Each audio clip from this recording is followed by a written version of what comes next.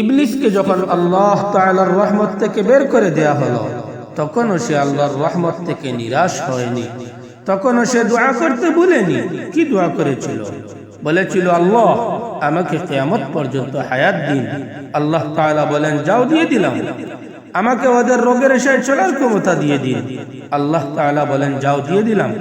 ওই বদমায়েশ যদি তখনও বলতো, আমাকে মাফ করে দিন, আল্লাহ তাআলা তখনও বলতেন, যাও, মাফ করে দিলাম। সে এটি বলে নাই। ইবলিসকে এত খবিস বানালো কে? ইবলিস নিজে তো আর এত খবিস হয় নাই, তাকে এত খবিস বানিয়েছে তার নফস। এজন্য নফস ইবলিসের চেয়েও বড় জঘন্য।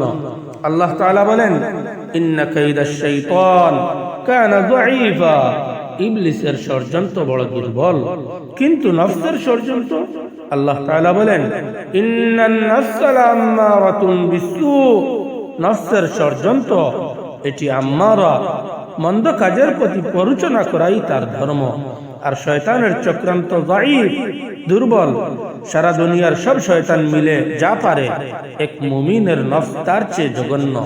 এজন্য শয়তানকে বলেছেন যায়ীফ, আর নফসকে বলেছেন আম্মারা।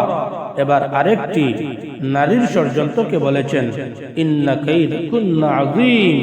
তোমাদের ষড়যন্ত্র আযীম, বড় ভয়ঙ্কর।